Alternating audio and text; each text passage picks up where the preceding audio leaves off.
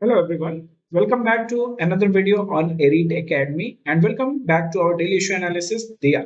So today again we are going to discuss one very important topic from the current affairs. So let's start our discussion. So today we have chosen this topic of ethanol blending and why it is in news because 1 week back this article was there in the news understanding the ethanol blending and why it was in news because very recently the target Niti Aayog has advanced the target of E20 that is ethanol blending of by 20%. The goal has been shifted to 2025. The target was 2030. Now it has been advanced from 2030 to 2025. Okay. So national policy on biofuels, it was introduced by government in 2018. And that time we envisaged this target of 20% ethanol blending in petrol. Remember this, in petrol by the year 2030. So when it was announced, the national policy on biofuels in 2018. Okay, now then Niti Aayog has advanced it. So why it was done? Because they have considered that encouraging performance is there because of the various intervention made by the government. So we are advancing the targets. Okay. So before we discuss about the ethanol blending, first we should know what is ethanol, what is this blending. So whenever we are talking about this blending the ethanol with petrol, so the purpose is it will lead to less burning of the fossil fuel. So petrol we know it is not a renewable source of energy. Blending ethanol we can create, we can generate, but petrol, diesel, they are fossil fuels. So over a period of time it has got collected inside the earth and we are extracting and we are using it, even for that matter natural gas also. Okay, so while running vehicles we want to reduce the burning of the fossil fuels lower, we want to consume it less because we know we will discuss in coming time whenever we will discuss that advantage disadvantage, then we will discuss about our imports also. So this is called ethanol blending. Blending the ethanol, mixing the ethanol with petrol in order to consume less petrol. So this is ethanol blending.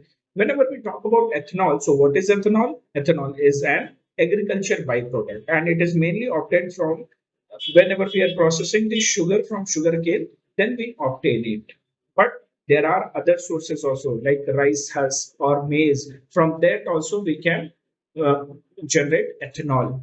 So this is about blending. What is blending and why we are blending? What is ethanol and what from where we generate it and what are the alternative sources? Okay. Now we will understand in detail. So with respect to ethanol blending, we have National Biofuel Coordination Committee (NBCC) with Union Minister as its head, Minister of PNG, that is Minister of Petroleum and Natural Gas as its head, and this is the agency to coordinate this blending program. Okay, and we started with this program, ethanol blended petrol program in 2003, and the purpose was to reduce pollution, to conserve forests, benefit farmers, and to add value for the farmers. So that was the objective of this. We started with this program in 2003.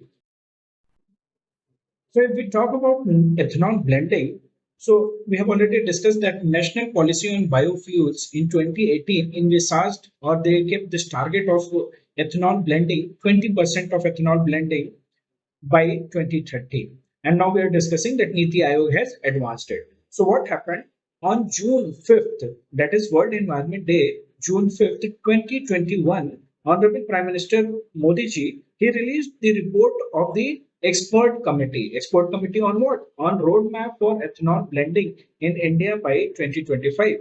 And that report further lays down the annual plan for the gradual rollout of E20, that is ethanol blending by 20% ethanol blending in the country.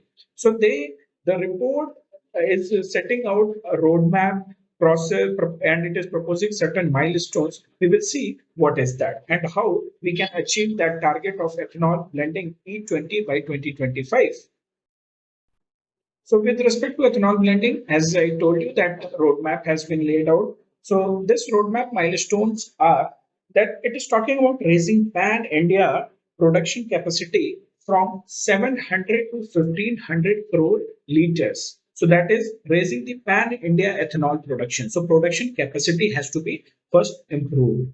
Then it is talking about phased out rollout of E10 and E20. So E10 by April 2022. So April 2022 we have already achieved. This report was released in way back like last year, that is June 5th, 2021.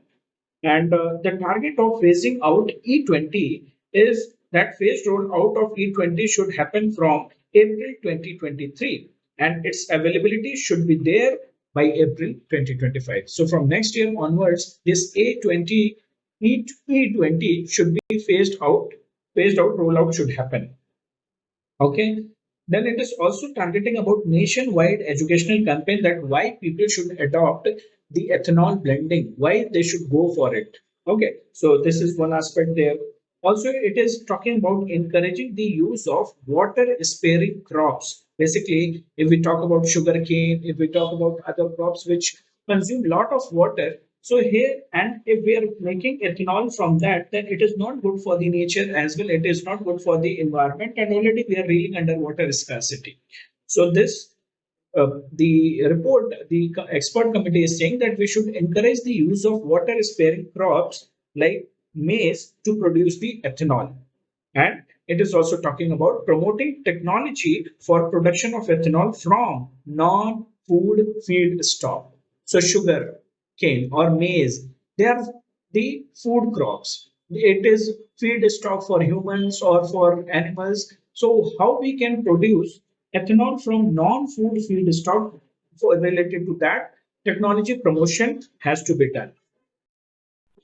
So the expert committee is also talking about certain other points like expediting the regulatory clearances for ethanol distilleries in order to boost the production capacity and giving the such regulatory clearances through single window clearance so that the turnaround time will be reduced, and also to give tax incentives for blended fuel and petrol vehicles in order to nudge people for adaptation of ethanol blending or adaptation of the vehicles which support blending.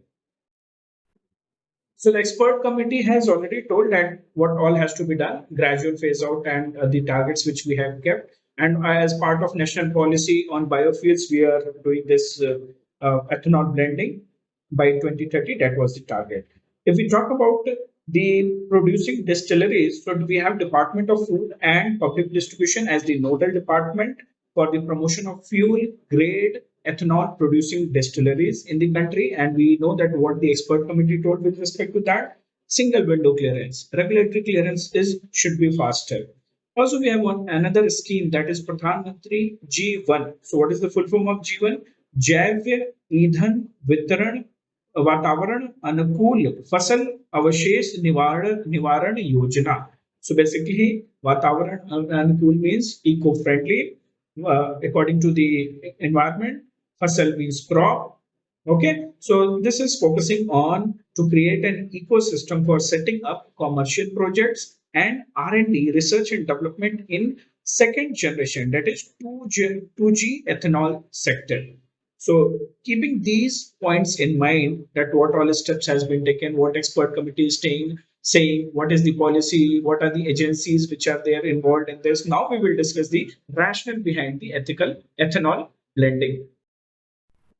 Now we will understand the rationale behind it, that why we are going for ethanol blending, basically merits or positive sides of it. So whenever you are doing this critical analysis aspect, so you should know the positives. Okay. So today, what is happening? Today we are importing 85% of the oil requirements, which is somewhere around, according to Niti Aayog, it cost us US dollar 55 billion in 2020 and 2021, 2020-21. So like this, we present the financial year. Okay. And if we talk about ethanol blending, so it is expected that since most of the petroleum products it is used in transportation, and if we go ahead with successful ethanol blending program, then we can save around US dollar 4 billion per annum. So this is the data by Niti Aayog. So please note down and use it in your answers. Coming to the next aspect of it, that since we import, we use our forex also. So if we are going for successful ethanol blending, then we will be able to save our forex reserves by rupees 30,000 crore. So it will be immense benefit for the country by 20% of ethanol blending if we go ahead till by the target which we have kept 2025. So we would be able to save rupees 30,000 crore of foreign exchange per year. So remember this, it is per year.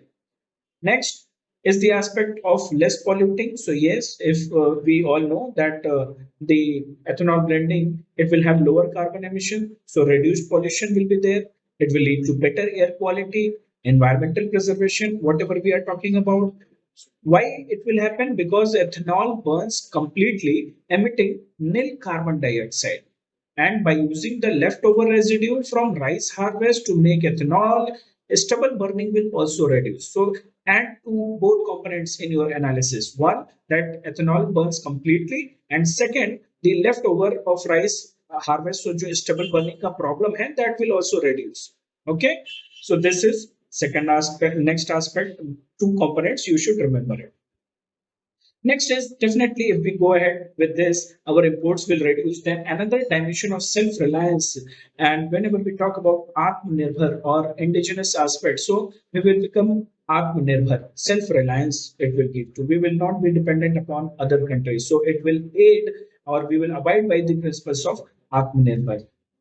Next is we are India as a country. We are in a energy facing the scarcity of energy, and we lot of already have discussed the issue of power sector problem, the problems of the discoms. We are going ahead with wind energy. So if you have not gone through these two videos, please go through this video. You will get better understanding of energy security and the problems associated in the energy sector. So if we go ahead with ethanol blending, we have our own resources. It will add value to ensure the energy security dimension as well. Other benefits, other rational merits of going ahead with ethanol blending is related to that it will add value for the sugar industry. It will increase the value addition in the sugar industry by enabling them to clear cane price areas of the farmers. So we know over a period of time, from many years, our sugar industry is struggling. The finances are not sustainable, loan waivers, and so many issues every year it will happen. So if we go ahead with ethanol blending, then it will be a value addition for the sugar industry. Okay. And other is that we can use this damaged food grains also, because damaged food grains otherwise they are of no use. It leads to wastage, lot of wastage. There is potential. We are talking about maize, we are talking about rice husk, so we can use it. So use of damaged food grain will enhance it the ethanol production, or it will aid in ethanol production. Also, we are talking about doubling the farmers' income. Ashok Dalwai Committee 2022 was the target, but we don't know what is the status. So, if we go ahead with this, it will be a commercial crop and more revenue can be generated. So, it will aid or it will help the farmers in income generation. Their income will increase. Also, since new technology, new aspects will be there, so it will lead to employment generation. So we have discussed that whenever we are talking about wind energy or solar energy, it has led to generation of new type of employment generation in the country. So if we go ahead with ethanol branding, new people, skilled people, unskilled forces, workforce, all kind of works will be required. So employment generation it will lead to. And if we go ahead with this, and since our engine or the vehicles or the ancillary industries, we will definitely need investment. So it will open up investment opportunities for the investors. And in future, if the we are thorough with this technology with blending, we can also export to the needy countries. Now let's discuss about the challenges in ethanol blending, or whatever challenges can come in the process or after that. So first problem is in scarcity of land. Land is a scarce resource, especially when we are talking about India. And if we are going for increasing production of food-based feedstock only for ethanol manufacturing, then we will not be able to make use of the land properly. And especially whenever we are talking about food security, we are a hungry nation. We have problem of food security. Then definitely it is not advisable. And how we can say that we have food security problem? Then we take the help of the rankings like World Hunger Index says that India is at 101 The rank was 101 out of 116 countries in the World Hunger Index of 2021. So further, if we are diverting the land for generation of the ethanol or production of ethanol, then what about our food security? Also, the scholars say they have observed that the land can be more efficiently used for renewable power projects than the using for it for growing crops for ethanol. So we can use land more efficiently if we are generating renewable energy, renewable power. So why should we go for crop this sowing crops related to for the ethanol production? Rather, we should go for renewable power projects.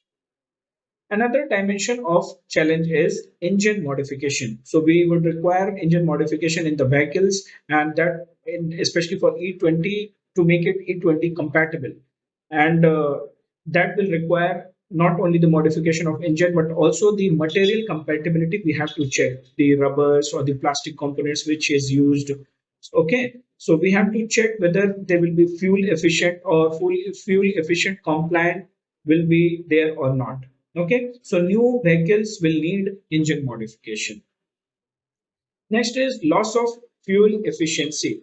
So it has been observed, scholars are saying that when we will use E20, there is an estimated loss of 6 to 7% fuel efficiency for full four wheelers, and somewhere 3 to 4% will be there in two wheelers.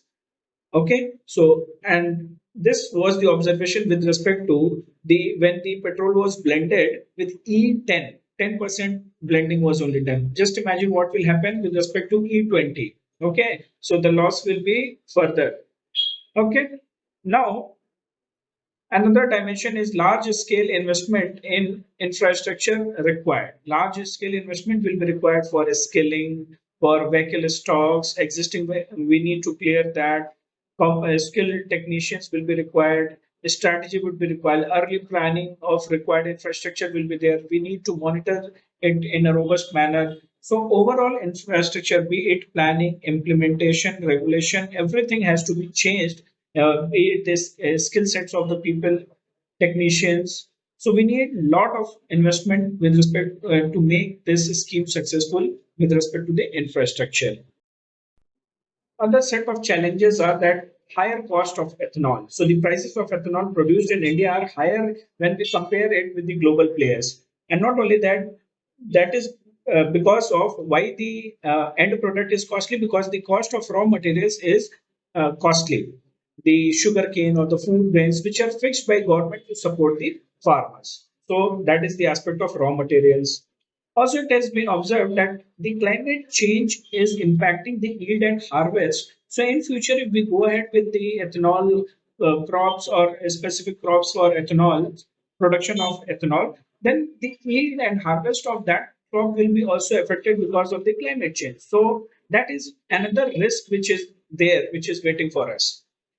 Another challenge is of food and water security. So, Niti Aayog has observed that around 10.6 billion liters of ethanol will be required, or there will be demand of 10.16 billion liters by 2025, and this is based on the expected growth of vehicles.